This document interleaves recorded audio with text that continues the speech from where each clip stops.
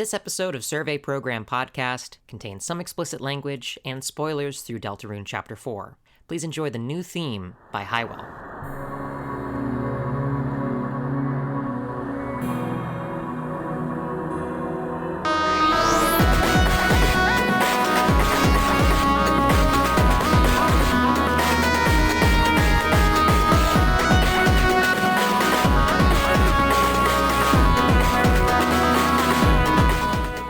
All right, welcome to episode 2 of the Survey Program Podcast. We're still in early days of this, and so I thought it would be great to connect with Riley and lay out a broad question of how does Deltarune treat ongoing mysteries? How does Toby signpost mysteries in his work? How do they point towards character information that we learn? And what are the mysteries that are ongoing? And I'm joined by Riley. Riley, you want to introduce yourself to folks? Hey, I'm Riley. That's it. What's your background with Deltarune? When did you first play it? So I first played it on release, Chapter 1. I really tried to remember my experience with Chapter 1 when it first came out for Episode 1 of this podcast. I really don't, though, which is a little disconcerting because it feels like something I should remember. Well, it's pretty alarming because it is 7 years ago at this point, which is a fact that makes me feel unbelievably old. Yeah, I definitely remember, though, like, listening to the episode 1 and listening to other people's stories, I definitely remember having that feeling of like, oh shit, this is a whole ass game, so I know I must have played it within the first 24 hours. Yeah. But I had a Halloween party I was throwing that night, so like I don't know when I fucking played it. I will say I hope that Toby never shadow drops something on a holiday again, because it's like I've got stuff to do. You played Undertale beforehand? I'm assuming if you played Deltarune on day one, you were familiar with Undertale. Yeah. I'd played Undertale in like 2016, and admittedly, I wasn't super clued in at the time that Deltarune dropped. Like, I played it and I loved it, and then I kind of, didn't consciously think about it for a couple years. So I wasn't like super plugged into the stuff that was happening on Twitter leading up to it. I didn't really know about the posting, the Gaster posting on the official Twitter account and stuff. I just ostensibly I just kind of heard about it as it dropped because everyone was talking about it. But up to that point, I had no idea. I felt like I'd missed something, and it turns out like we all felt like we'd missed something. It just shadow dropped with no warning. When I was going through my very first playthrough of Undertale, I got one of the fun value Gaster follower events, on my first time through, and I was like, oh my god, it's the one where you get the phone call for a G. And then it plays the wrong number song. Right? And that was the first moment with that where I remember with that game thinking, oh my god, there's some weird stuff going on at the edges of this, right? I forget if I ever got a fun value. I want to say I did, but it's been so long I can't remember. Yeah, I did a replay after Chapter 4 dropped, right? And I was so excited because on my replay with no editing at all, I also got a follower on my rewatch, which was it's rude to talk about someone who's listening one that looks like the bird in Hometown in Deltarune, the freaky bird in Deltarune's Hometown. That line gave me so much fucking paranoia when I first heard it. It's so creepy because after I'd played through Undertale and really enjoyed it, I played it on release, and after and then I was sort of one of those folks that was sort of data mining and digging in and editing my save to get all the different fun values, and so I was definitely I was on this kick right away, so I knew when the Gaster posts were happening, I was like, oh my god, it's Wingding Gaster. The royal scientist. Gaster, the royal scientist. It's Wing Gaster, the royal scientist. Watch out, buddy. And so, Deltarune's very first pitch being it's connected to all this weird shit in the margins of Undertale was definitely a really compelling one for me. And then, of course, it turns out to be its whole own story that has gripped me in its own way. But we do want to back up in this episode and talk about the framing story, right? The framing device of Deltarune, the device layer, as it is, as it's referred to, right? And the opening of Deltarune that we talked so much about in the last episode, where you're creating the vessel, where a voice is speaking to you through the void, and so the first mystery Deltarune presents you with is, who is that voice? And I don't think that's that much of a mystery, right? We are broadly going to try to stick to what's in the text and not fly off in speculation in this episode, but like, that's Gaster. That's obviously Gaster. The text is translated into Japanese the same way Gaster is. Like, we can all just, I hope nobody would object to us saying that the voice in the tweets and the vessel maker is Gaster. Like, there's no evidence that it's not. I think, yeah, I just kind of trust you on that point. I think, like, I haven't really looked into the translation stuff as much. So, you know, if you tell me it's consistent, I'm just like, yeah, okay. No, I'm cool with that being Gaster, I think, and can move on. Yeah. And then as you complete making your vessel, it's discarded by a second voice. And I think I didn't actually pick that up on my first time through, that the voice that's speaking to you at the beginning and then the voice that interrupts to say your wonderful vessel has now been discarded. No one can choose who they are in this world. The fact that second voice is pretty clearly different, right? It's written differently in English. It's translated differently in Japanese. It's not all caps. Oh, yeah. That's also really intriguing to me because it's there's an interesting parallel to Undertale with that exact specific line in which one of the first things we're told immediately after character creation is a really bold assertion about the rules of the world we're about to enter. And, you know, obviously that's really familiar having played Undertale, because one of the first things we're told immediately after character creation in Undertale is it's kill or be killed. Yeah. And then it spends its entire runtime proving that wrong, or, you know, in various different ways, of course. Proving it either wrong or very, very horrifyingly right, depending on your choices. Exactly. And that's a great point, because it speaks to no one can choose who they are in this world as one of those core themes that's being fought against by our main characters, right? To look ahead, to sort of fly off and skip ahead to chapter 4, right? That's like the core struggle that the party's dealing with at this point is, you know, how much of what they are prophesized to be and prophesized to do, not just in the plot, right? Not just in the plot mechanics of Deltarune, but also who they're supposed to be as people.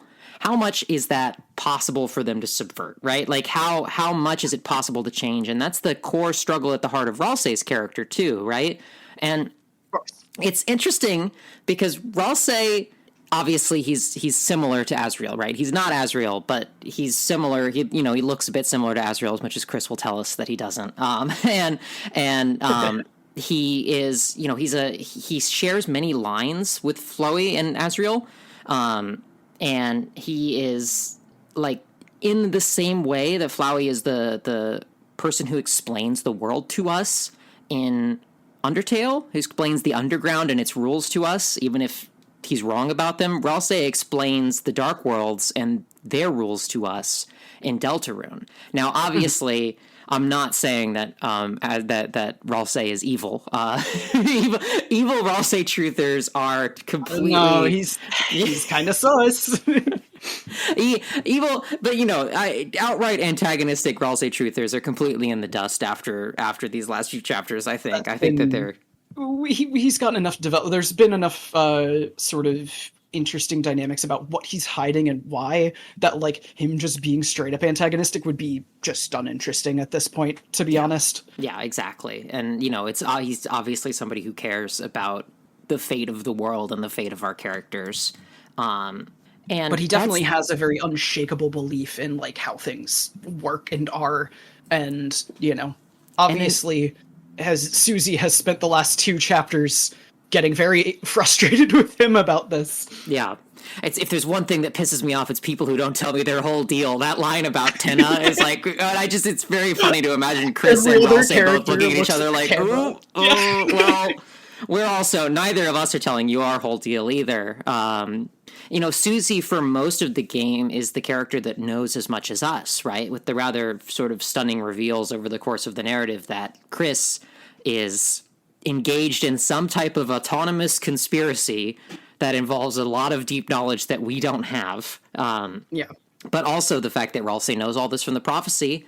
But another thing that struck me when I was replaying Chapter 1 after the release of these new chapters, right, was even going all the way back to Chapter 1, there's that scene in the prison where it's let's close our eyes and think about Susie, right, where, you go see the Susie altercation with Lancer. Yeah. And when you come back, Ralsei is finishing up saying something to Kris while we're not there.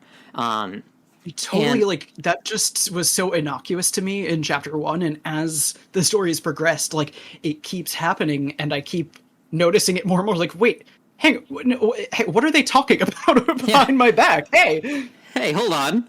Hey guys, what are you talking about without me? And so it seems to me, at least it strikes me, that Ralsei knows pretty much immediately about the player Kris dichotomy, right?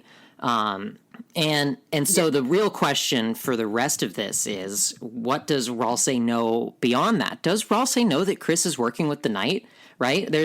I think there's very limited evidence in text to suggest one way or another. And that's one of those compelling open mysteries, right? How much does Ralsei know about the broader mechanics of what's going on here? Yeah, and ostensibly, I mean, he has made it clear multiple times that he knows the entirety of the prophecy, and we don't know how much of that involves Kris and what they're going to get up to in future chapters, and it's entirely possible, based on Susie's reaction at the end of Chapter 4, that there's going to be some kind of big betrayal. We don't know, but one can assume, based on sort of her actions, the way she's talking to Kris through the window at the end of Chapter 4, that that is at least what's being suggested. Yeah, there's the voice on the phone, which might be the voice that interrupted our vessel creation, right? Because they similar ominous voices from the darkness. The voice on the phone is guilting Kris to do one thing, and then Susie's, shining hope and desire to do the right thing is pulling Kris in the other direction. And there seems to be a really genuine conflict there, signposted at the end of Chapter 4, where Kris is, that's such a beautiful scene where, Kris is literally torn between two sides of the story here. And what they choose, we don't know, right? We don't know which direction they're going to go. And obviously, I think almost all the players are saying, Susie, go with Susie. We love Susie Deltarune. She's our favorite. We do love Susie. She is our favorite. Susie likers were fed so well in Chapter 4. It's crazy. Yeah, she's grown on me so much. Yeah, absolutely. I mean, Susie was always fun and interesting, but she is turned into a peak hero, right? She's understanding and kind and doing her best, but still really funny, and she still has her hard edge to her, and it's not like she's gone soft or anything. She's just, I don't know, everything with her and Gerson in Chapter 4, that's my favorite bit of the game so far by a mile. It's so great to see that. It's so heartwarming. Mm-hmm. That's the thing where, Susie appears to be taking this role of disrupting the prophecy. And she's not tied to the backstory that any of these characters have, right? She's new in town.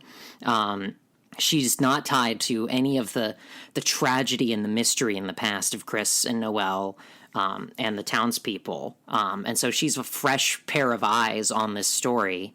And I don't know, I think that's such an interesting role for her to play, right? Because there's really not any ongoing, there's a couple of little mysteries about Susie, right? There are. One, she bleeds. Yeah. What's up with that? What is up with that? She bleeds and knows how to deal with bloodstains. And now, if there's one thing we know about monsters in Undertale, is that they don't bleed, except maybe Sans does. Maybe. That or it's ketchup. We're not really sure. That or it's ketchup. However, is it just the case of, in this world, do some monsters bleed? There's that one kid that asks Kris through the door, how does it feel to be made of blood? Is that implying that... on the other hand, we know monsters are made of magic in Undertale, and magic doesn't really exist outside of the Dark World, and, well, we think. It's hard to say.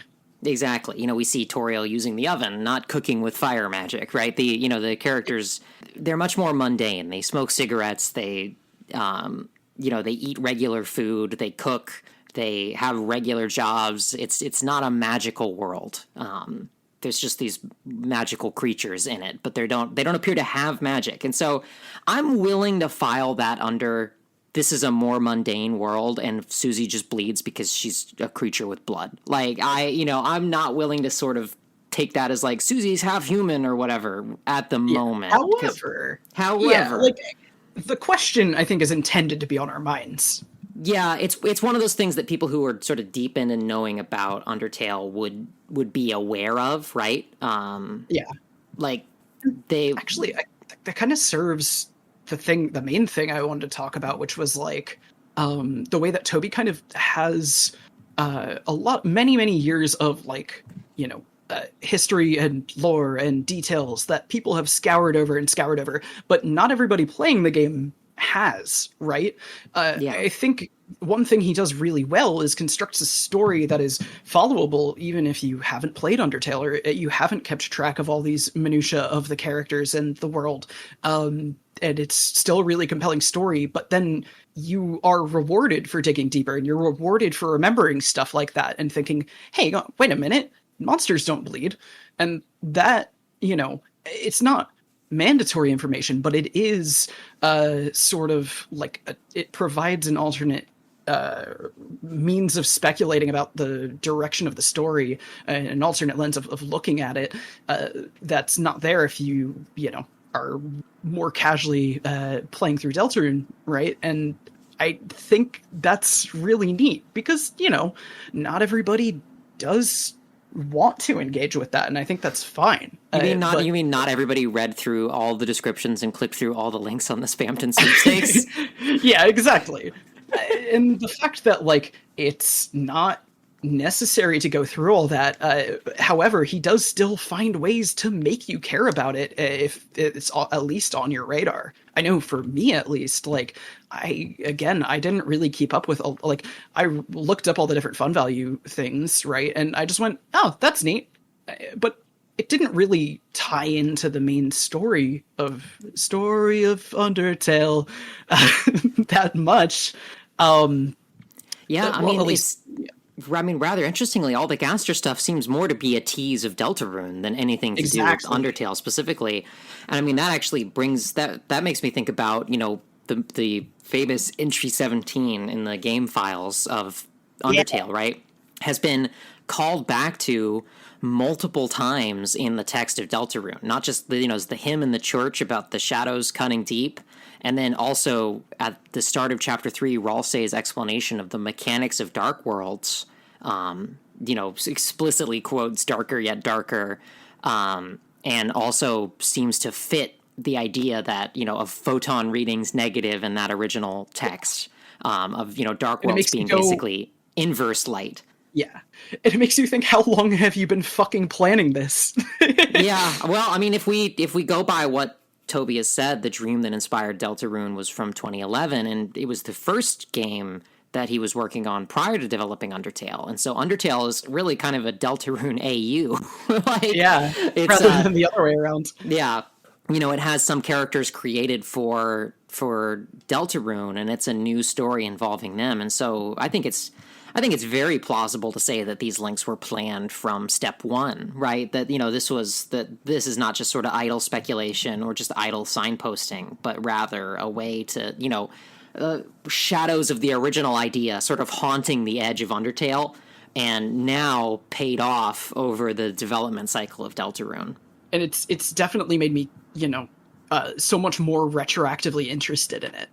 Because it's gone from a sort of like weird creepypasta, video game deep lore to like something that actually connects. It's another, string in the corkboard, if you will. And I think it's really cool that he's done that.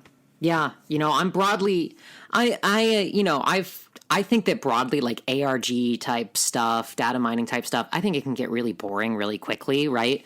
For sure. And I totally understand anybody who's burned out on those. They were so popular in the 2010s, right? You know, your like third string NBC show would be like, try my mysterious website, and you know, it got really tiring. And I guess one of my main pieces of advice is, you know, if you're a fan of Deltarune but you haven't like gone digging around on any of the weird web stuff, like, or looked into this stuff, I would say it is actually really compelling, and it has been so far paying off in the narrative in interesting ways to know it. But as you said, you don't have to know it, right? You know, if you were a big like sweepstakes voice in the code head, and you were thinking like, let's talk about December, for example, right? Like, Right. if you knew all of the stuff about December coming in, and you saw all the December stuff in chapter 3 and 4, you'd just be like, oh my god, it's all paying off. And if you're in chapter, you know, if you're playing it sort of blind, December is still signposted for you even without seeing any of that stuff. So December Holiday, you know, she's Noelle's older sister, right? Heavily implied by the game to be missing, not specifically missing, not deceased, right? Because Noelle is still searching for her online. And we first get introduced to her briefly in chapter 1, where there's just a mention of her making the angel statue with Noelle in Rudy's hospital room, and Noelle name drops her as formerly hitting Kris with a wiffle ball bat when they lied about something to Noelle. And then there's the Noelle backstory scene in chapter 2, where you get more and more stuff about December, right? You know, she wishes December was here to see the dark world. She always said she'd bring her to a place like this. You know, she talks about that experience, and also the word December she's not able to spell at the spelling bee. She freezes up when that's the word. And that's Birdley's. That's why everybody thinks Birdley's so smart. And so, you know, if you were just playing the game and you just saw that, you would know, okay, so there's older sister that Noelle doesn't see anymore that she's sad about. And then in chapter 3, Tenna name drops December more, right? And, you know, mentions specifically that, you know, she used to watch the music video channels, and she would, she was a rock star, and then you play a song that's pretty heavily implied to be written by her in the music segment.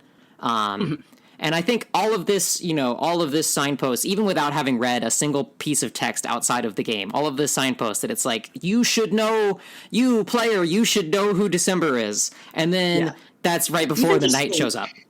Yeah. Or I was going to say, even in chapter 2, when Kris and Susie are at the shelter, and there's the kids talking about Kris, right? And like, it makes it very clear that something happened here. We just heard about this girl that went missing, so like everyone's immediate thought is just, hang on a minute, what happened to her? Absolutely. And then of course the night shows up. Yeah. And then you peer, and then if that question does stick in your mind and you peer outside the game, you see the song that plays in several scenes revolving, you know, about her is called Lost Girl. But then there's also all the website stuff from the Spampton sweepstakes about, you know, Spampton is implies that Noelle has been searching for December online, or searching for somebody online, right? And we already know that from her room in the tech dark world, in the Queen's dark world, that has things based on people's internet searches. And you know, there's several stories about December. There's findher.ogg with the guitar. And then there's that creepy stuff about Image Friend. Oh boy. Oh boy. And so the question of, you know, what happened to December Holiday? Who is December Holiday? And what the fuck is up with that smiling face that keeps reappearing throughout the game? Those appear to be extremely linked. You know, lost where the forest would grow, the children followed the pointed tail, a tail that's referred to in the prophecy as the tail to hell. The tail, Tail, which must not be followed, which is contrasted by an organic to the tail, Tale, which must be followed. You know, there's this creepy Cheshire cat face, right? That is called Friend in the files. That is implied to have been responsible for some event involving a tree, right? That tree that the Forgotten Man appears behind.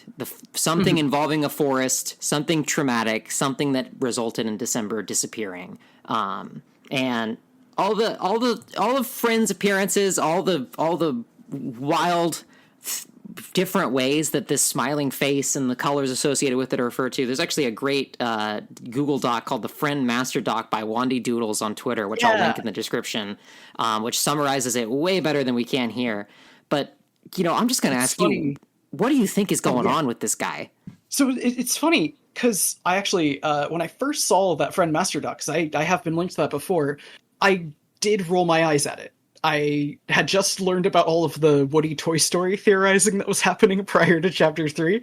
And, like, I kind of just, like, no, this is just Toby messing with us, guys. This isn't anything. Come on, you're falling for it again. And then, like, the problem is that I kept, like, looking into stuff like that and looking into the stuff with the guy behind the tree and the eggs and stuff, and, like, realizing, like, wait a minute. No, this fits in really well. Like, this fits in really well to the broader mystery. If you just know, like, if you know where to look, if you're a little creative about it, like, this does serve the broader mystery a little bit, and I slowly got sold on it. Like, okay. Yeah, okay. Yeah, and, like, there's a lot of questions that it can be tied into, like, questions about, I mean, its color scheme. It's pink and yellow. It's the same as Spamton's eyes. It's the same as Susie's clothing. It's the fields of pink and gold burn with envy. Hang on a minute. Like, there's, it keeps coming up. And at some point, like, you stop being able to convince yourself that it's Toby messing with you. Yeah. I mean, at this point, I think it's hard to argue that it doesn't matter, right? I mean, especially since I think that was a tack that a lot of people took with the Gaster stuff in Undertale, and it's like, oops, there's a whole other game that appears to be heavily tied into all that stuff. Like, all the little secrets in the files, all the creepy little things you see, they do appear to have a coherent purpose. And you don't really have to go to the conspiracy board to say this, this pink and yellow creepy cat face just keeps showing up in really important ways and is one of the big mysteries right now. I mean, even the controller you use in the sword route is like pink and yellow. Wait, is it? Yes, it is. I never noticed that. Yeah, like the knockoff third-party controller you use to control Kris in the sword route in the Chapter 3 secret is pink and yellow. And so there's this constant connection of, like, friend or those colors with freedom, right? With the with the secret bosses, with the sword route, with subverting the prophecy or breaking the strings. Not to mention the fact that one of the elemental pairs in the game is puppet/cat. And so there's just all this stuff adding up about, friend and these pink and gold colors being connected to breaking free of the prophecy or changing fate in some way. And in Friend's case, it may be for the worse, but in the case of those colors being shared by Susie and Gerson, right? It could be for the better too, right? There's two sides of this coin where it seems like I don't think the idea of Deltarune is that freedom is either a good or a bad thing, right? It's a tool that we use to change our fate either for better or worse. Yeah. Like, I really, really don't think that Toby Fox is going to come in Chapter 7 and say, and because Susie had hope and freedom, that was bad, actually. Like, I don't think that's the direction the story's going. I do think, though, that, like, it definitely is portrayed as a sort of wild and uncontrollable force in the story. And, both with, like, Jevil and Spamton versus Susie and Gerson, obviously. And, like, it's a sort of, like, thematic balance that is that multiple sides of it are kind of explored depending on how deeply you want to read into it, if that makes sense, I guess. Yeah. I mean, and I think it just pretty clearly it does seem to be deeply engaged with a lot of the questions that we're going to be. I mean, beyond just the fact that the next chapter is called by Gerson "The Field of Pink and Gold," Yeah. but I mean, I think that is basically clear enough to know that like the questions that we're talking about here are going to be ones that the game is going to be grappling with directly very, very soon. Not to mention that the next chapter appears to be the end of the egg, the Forgotten Man, right? He says there'll be one more day. Yeah. And the end of the Shadow Crystals, I think, too, right? And the end of the Shadow Crystals. Sham says that Whatever there'll be... Yeah, whatever the hell that means. And that's interesting, between the Shadow Crystals, between the eggs, between Friend, we've got all these plates in the air that we understand they have thematic relevance, right? Friend is connected to Kris's past trauma, to breaking fate, to these changes, right? The eggs are also connected to elements of Kris's past, right? They're connected to this man behind the tree who seems to be a figure like a therapist or somebody that knows Kris in some way, that knew of Kris's troubles in some way and has been... Toby Fox, that's one interpretation I've seen that I honestly, I mean, probably not quite literally, but...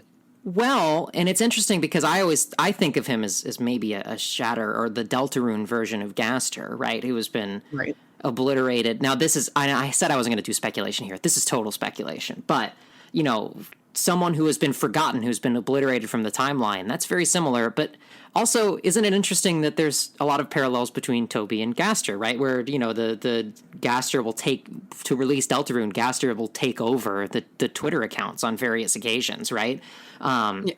Like Gaster speaks with an author's voice and is really the game developer of Deltarune, right? The one who creates this interface to connect you to the world, the one who's cheering for you to find a better ending, to beat the night, to figure out some new way through. It seems as though there's a goal there, right? There's a reason why we've been connected to this game. And it does feel as though there's definitely parallels between Gaster and the Forgotten Man.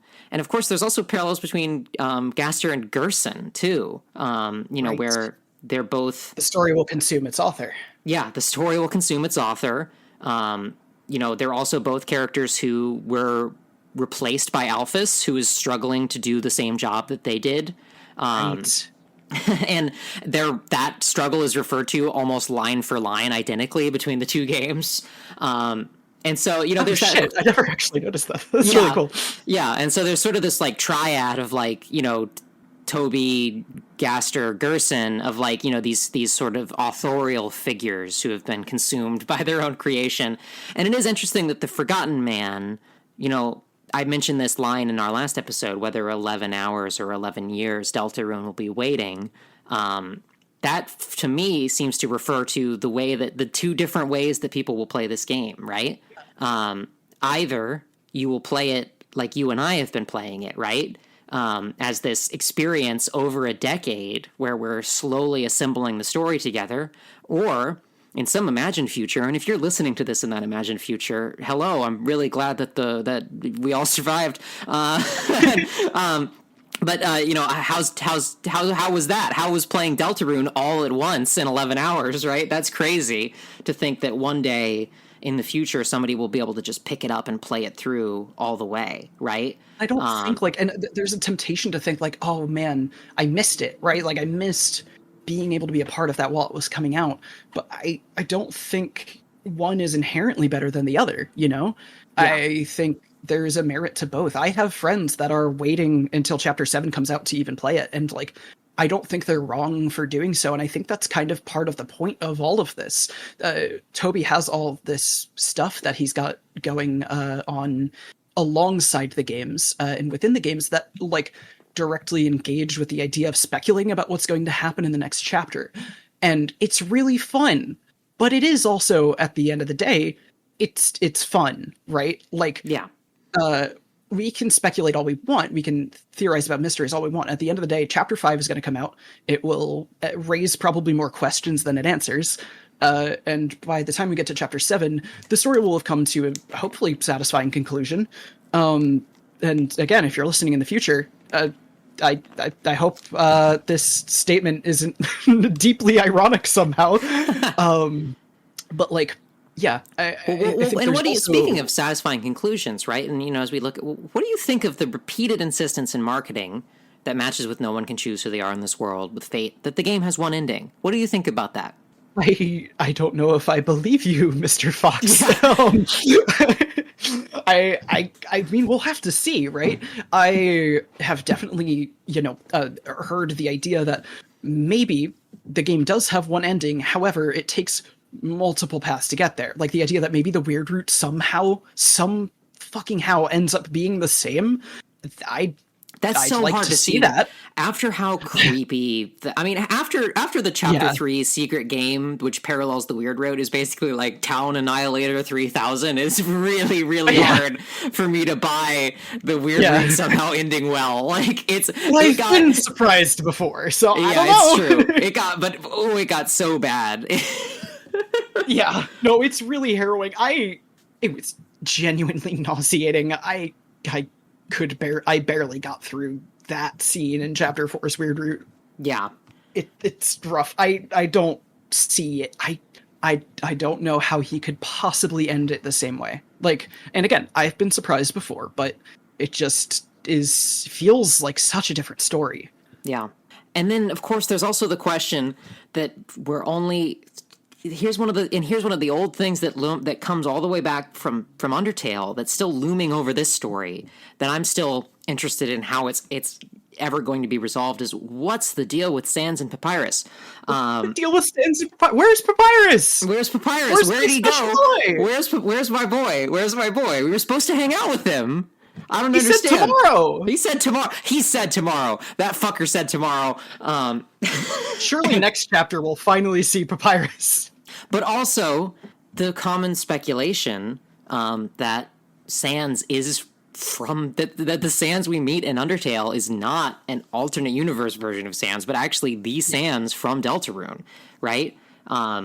This is another instance of Toby kind of like retroactively making me care more about the mysteries that he set up in Undertale. Like, yeah, I like everybody else saw that one Matt Pat video where he proclaimed confidently that Sans was Ness from Earthbound and had a giggle and went, man, I think you're reading into this a little bit too much.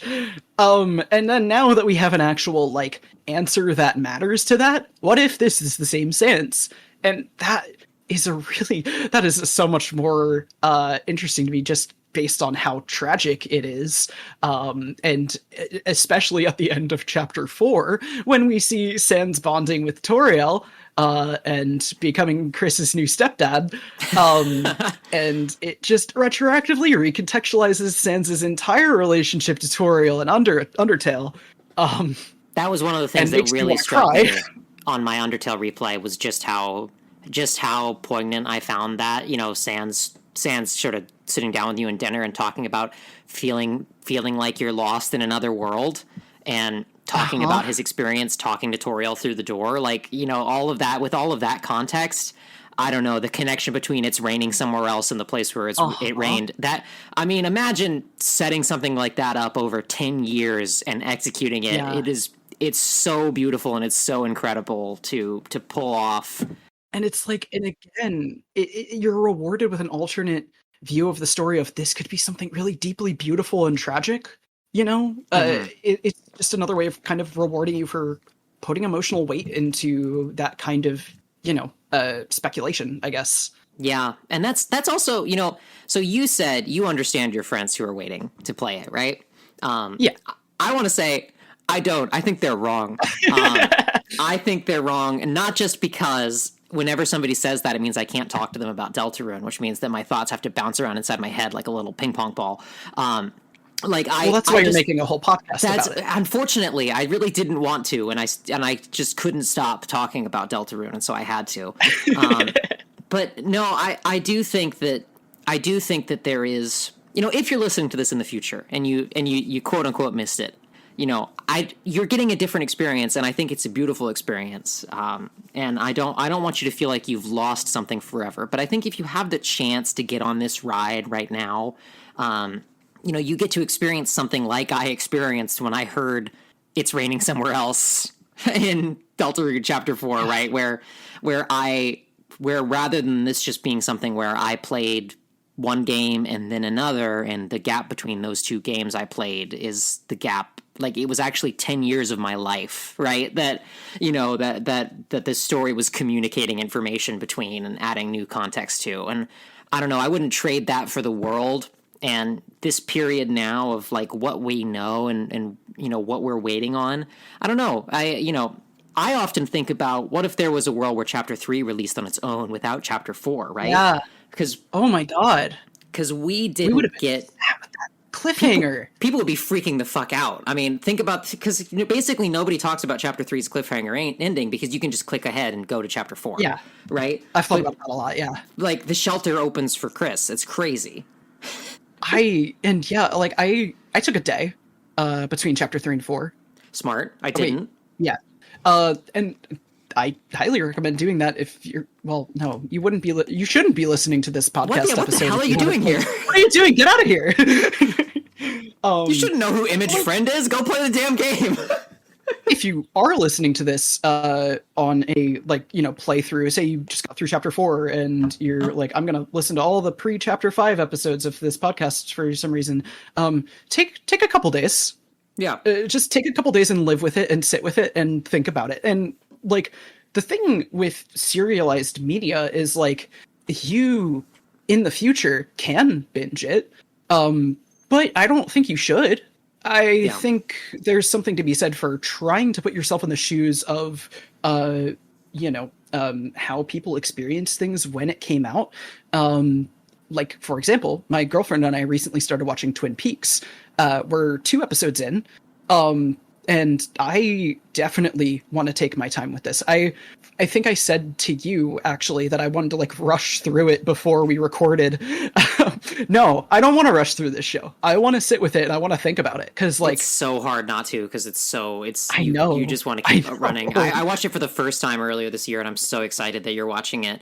Yeah. There's actually...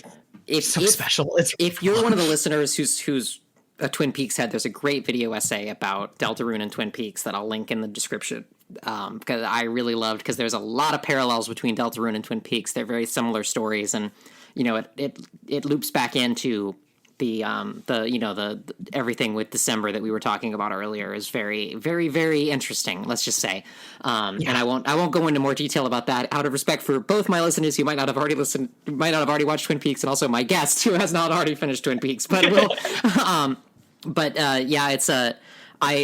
so excited to hear that. But thinking that thought of wishing I could live in the world where the theories that we got from Chapter 3, releasing on its own. I want to give you a little sneak preview of a future episode of this podcast, which is I've got a friend who has not played Deltarune at all, right? And they are going to play each chapter and record a segment with me after each chapter. And so That's a really good idea. I'm going to grill them about all the stuff that they think is going to happen and what their reactions are, including getting to do the ahistorical thing of getting to study someone in the lab who played Chapter 3 but not Chapter 4. And not 4. Yeah, and I'm so excited for the chance to create in laboratory conditions this hypothetical and see what kind of theories come out of that. Yeah, and again, I only gave myself a day. I was busy with a funeral that weekend, so admittedly, was not spending that entire day thinking about Deltarune. Yeah, mind you, although it definitely did recontextualize. Or not recontextualize, it definitely flavored my experience of Chapter 4, I will say. Yeah. But yeah, I definitely wonder a lot how I would have, what conclusions I would have come to if I'd really given myself time to kind of sit with it and think about what just happened. Yeah. I don't know. So that's really my point. Is I like these periods between releases where you get to ruminate on everything that happened, and it's very different than Undertale too, right? Undertale released as one thing. I mean, obviously they got to go back and add the dog room and Mad Mew Mew, in the Switch release of Undertale, but it's not an ongoing story, right? And a new fun value where someone talks about her neighbor Susie. Yeah, it's true, Susie. but I don't know. I cherish this time. I think it's really exciting, and I do think that it's fun to have these artifacts of time before Chapter 5, where we're going to talk about it. And we're running late, right? We're running to the end of this episode here, or getting close to it. So I wanted to at least lay out some of the other open mysteries. I don't want to get too into the weeds speculating about what they mean, but like, what are some of the other things we don't know? Yeah. Like the one you have on here that bothers me the most is how the knight can travel through the light world, because like I keep coming up with these really cool ideas about like the nature of the night. Like I had the idea earlier of like, well, if the Titan is kind of the dark world's sort of manifestation of the idea of fear of the dark, maybe the night is a sort of manifestation of Kris's guilt around what happened to Des, rather than Des herself, a sort of Aura Palmer, if you will. But like that all falls apart the second you remember that the night carried Undyne to the light world, ostensibly. We think, probably. Like, yeah. It certainly seems that way. What does that mean? Yeah. And it is interesting. I put something in our document here about Sham says in his shop, in his SEAP shop, and that, by the by, it's growing late, isn't it? You should hurry home once you finish your business here. You don't want to get caught when the sun goes down. And it is notable that the night moves about in the light world when it's dark outside, right? And it almost makes me wonder if there's some connection between, if there's some entities in the dark world that can manifest in the light world when it's dark outside, right? That there's something about the night, the NIGHT, that we, that has a connection to the KNIGHT that we don't know yet. And of course, I think a lot of the other ongoing stuff also has to do with the night, right? And so we are broadly, I am broadly on this show going to be assuming that December Holiday is either the night or deeply connected to the night in some intrinsically linked way. I am not, I understand that that's not definitive yet. And there are other options for who the night could be, and maybe we'll do an episode on that in the future. But that is one of the few non-textual assumptions that I'm making moving forward, partially. And I will say partially because I think it's very well supported by the text, and partially because I think it's really cool. Yeah. This is really cool is the thing. Yeah, and I think it's the most... This is really cool. Yeah, and I think it's the most narratively satisfying thing. I think it's a great, the idea that the lost girl, the damsel in distress, is actually the primary antagonist is so beast. It's great. But there's a bunch of other open questions, and I do want to say here that these questions have been diagrammed out in great detail on Andrew Cunningham's video about the Night Conspiracy, that you should absolutely check out if you haven't seen. I'll put the link in the description.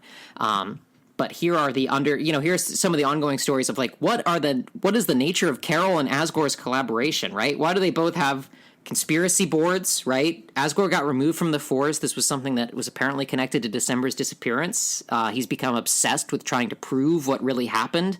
And I think a big twist here is that he's working with Carol in some capacity on that.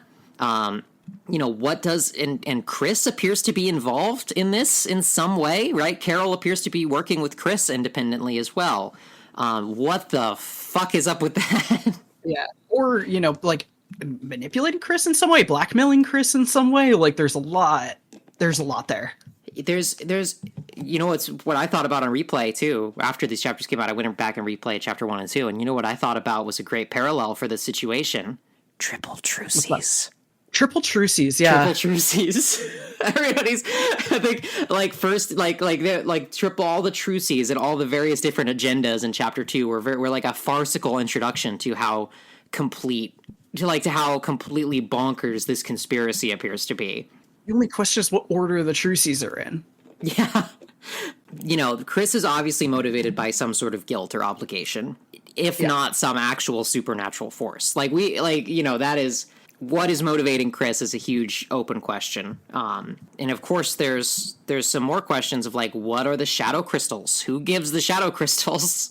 What do they do? What are they eventually going to be for? What is Sham going to give us if we collect all of them? And ostensibly, they're connected to the night. They're obviously pretty heavily implied to be connected to the night, but it doesn't seem quite so simple as yeah, the knight just went around giving them to everybody, like especially in Spamton's case, where there's a connection to like the memory heads from the True Lab. Like, Yeah. what's going on there? Yeah. It definitely seems way less straightforward than just the knights giving them to everybody and saying, "Here you go." Yep. Like, right. Like, and why would the knight need to call Spamton on the phone? If Spamton's just in the dark, you could just be like, "Here, guy, have a shadow crystal." And somebody did give Gerson a shadow crystal, like in person, and he never used it, which is implied to, I guess it's implied that a shadow crystal makes you go a little crazy, a little bonkers. Probably, yeah. At least in Jevil and Spamton's case, that appears to have happened. But I think it's important to know the distinction between the shadow crystal and the black shard, which is a part of the knight's sword. And the black shard is what Asgore has in the light world, right? Or what Asgore is looking at in Carol's... Asgore either has a black shard or is looking at a black shard in Carol's room in Chapter 4. It's maybe the katana, we think. I mean, that certainly kind of tracks. Like, the knight is holding a black sword. Kris gets the shard off of it, and they can use it as a sword. But it does immediately, because you can't see the katana in the normal scene when you're countering it. I'm sure a lot of other people immediately thought, does Asgore know about the Dark World? Yeah. Does Asgore know about the shadow crystals? What's going on here? Because I obviously mixed up black shard and shadow crystal. Despite that being... That was my first read as well, yeah. Does Asgore know about the knight? Does Carol know about the knight, right? Like, what... Yeah. Those are the big open questions about the Knight conspiracy. And then, of course, there's a lot of questions about the prophecy, right? The prophecy panels that we see in Chapter 4. What is the angel? I will say, I think this one's pretty slam dunk. Yeah. No, I like your idea on that. As soon as you said that, I was like, no, that's right. And if you don't know, I think we're the angel. I think you're the angel, listener. You are. You're a perfect angel. You're the angel. Well, no, it's like, when the angel prophecy appears, we don't see that panel. Instead, it's a black screen, which shows the reflection of the player. In addition, when the player's soul is disembodied from Kris in Chapter 4, it gets covered up by a statue of an angel. The door in the Grand Fountain in the town that one of the Rudens calls Player Town, like your name town, has the angel motif on it, right? Implying that it's the angel's town. One of the prophecies refers to banishing the angel's heaven. And the angel meeting with its desire. And I just think these all match up to the player being the angel. At least from what we know right now. Yeah. It seems this is complicated by all of the angel motifs around Noelle as well, right? Yes. Which is a little scary considering the motifs of player control of Noelle in the Weird Root. Yeah. Almost like it makes me wonder if they're going to take a direction of the player taking control of Noelle rather than Kris. Yeah, I think that's very much on the table. And I think the idea that it's possible that we'll control characters other than Kris is definitely like very, Susie, very, for example, is one I yeah, hear a lot and agree with. Yeah. And then there's also that question of who is the girl in the prophecy, right? That's been... is Susie the girl? Is it Noelle?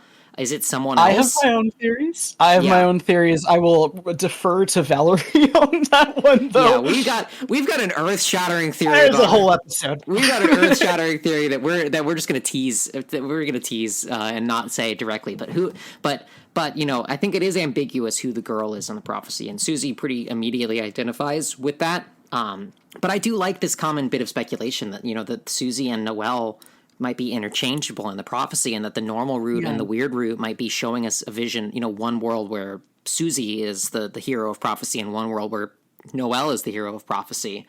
And it kind of ties into the thing Gerson says too about following like the line between the prophecy, right? Like maybe the prophecy's up to interpretation. Obviously that is a really common, direction for stories about fate to take, is one where heroes are shown fate, they're shown their future, and are misled by the images that they're shown in a way that directly is self-fulfilling, Yeah, no, you can look at Macbeth or Lord of the Rings or a million other things about that. So many stories. Yeah. And obviously, I do think invoking Lord of the Rings is a little bit, it does seem like Gerson's stories. Gerson is supposed to, be Tolkien, basically. Tolkien if like Bilbo was his self-insert. Yeah. And then, of course, the prophecy. I think something really interesting happens at the end of chapter 4, and it's Susie learns something the player doesn't for the very first time. Yeah, right. She sees that is the breaking point between where Susie stops being a player insert. Really. Yeah, Susie now knows something the player doesn't, which means that all 3 main members of the party now know things that we don't. Right. There's no clear character in the game that knows as much as we do. Except for maybe Noelle, right, at this point. Yeah. Like, maybe Noelle doesn't know more than we do. I guess Noelle knows less than we do, really? Yeah, Noelle knows way less than we do, because she still thinks the Dark Worlds are a dream. Yeah.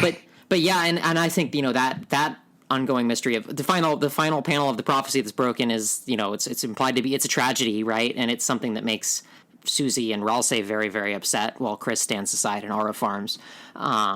And it's, it's I don't know, that all we know is that it's bad, and Susie is going to make it her mission to change it, right? Yeah.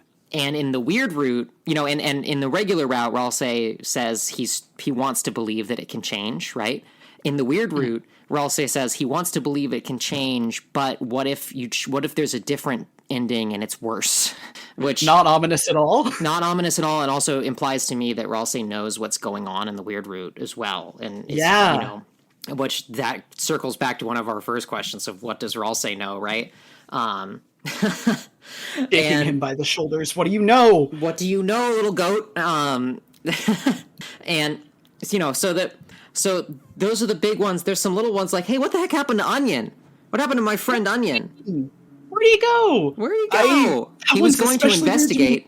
It's so interesting to me after chapter 3 as well, because in the song that we get in the Guitar Hero section, like, there's all these references to water and like drowning, and shine you the way through the waves.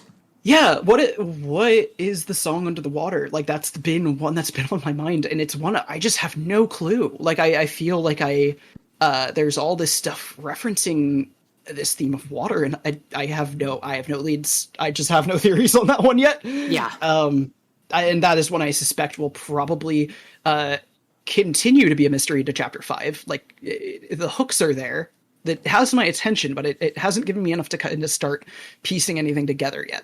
Yeah. And, one thing I think I will say, as we're moving to wrapping it up, I think we're way further through the story than I thought we would be at this point, right? Like, the fact that we've seen and fought the Knight, that we've seen and fought a Titan, right? The fact that we now know so much about the mechanics of Dark Worlds, and like, these chapters totally changed my opinion of how quickly I thought the story would go and how complex I thought the narrative would be. And now it's way more complicated and way faster than I thought. And so I'm not, I can't really rule anything out for chapter 5, because we're in the back half of the story now.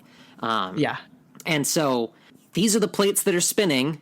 We're going to probably be going to be spending some more time dancing on those plates to complicate the metaphor in future episodes. And I guess I want to close this, Riley, by asking you, if there was one question you could have answered right now about Deltarune, what would it be? I think my number one question is actually the degree to which, like, to what degree is Kris representative of Toby Fox? I think that has been a question that's lingered on my mind only more as I've gone through, is, like, what is Kris to Toby? I think. And that's a very meta question. It's a very, Doyleist question, but, like, I don't know. The piano stuff was the piano stuff made that question really compelling. Absolutely. Right. Yeah. Where, 100%. Where what we know about what Toby shared in the newsletters about the disability preventing them from playing piano or preventing him from playing piano or developing. And then Kris has this loss of autonomy from the soul that prevents them from expressing themselves by playing piano and creating art. And I think that's I think that definitely made that, like, the scene where Kris finally plays, really impactful because of that, you know, the Doyleist angle for sure. You know, it's also really impactful in a Watsonian sense, because this is a kid that's been robbed of autonomy that is finally feeling comfortable enough to express themselves. And yeah, no, I that's a great question. Mine is, where's Mr. Society? Can we hang out with him again? Oh yeah. All right. Well, thank you so much, Riley, for joining me. I really appreciate it. Thank you so much. It was a lot of fun. Yeah, and I'll just kick it over to the outro now, so I don't need to go through all the stuff right now. But thanks for joining me. Have a great evening, everybody. Thanks for listening to the podcast. And in case, I'm sure you noticed, this was not 2 weeks from episode 1, so we are going to an every week release, because I've gotten so many pitches for episodes that if I go every other week, we're gonna still be working through that backlog by the time chapter 5 comes out. So so fuck it, we'll go one a week. I said I wasn't gonna do it, but we're gonna do it. So definitely have so many ideas, and more people have come to you, I think, since the inception of this, and I'm very excited for some of these. Yes, and you know, feel free to join the Discord. You know, especially if you've published anything or made a video or talked about Deltarune a bunch and you want to chat about your particular area of expertise, please feel free to ping me on the Discord there, and I'd be happy to add you to the list. But this is Survey Program Podcast. See you next week. See ya.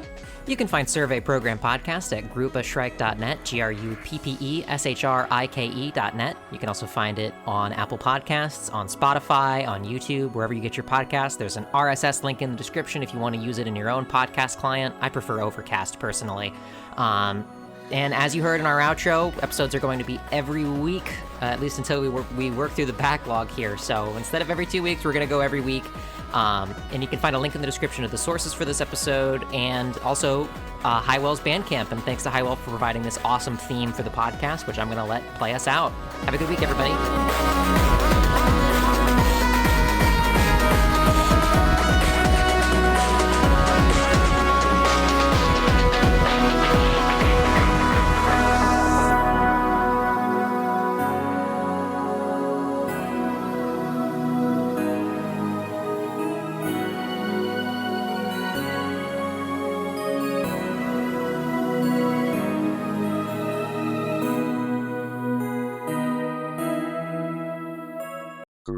Shrike Amalgamated General Productions GmbH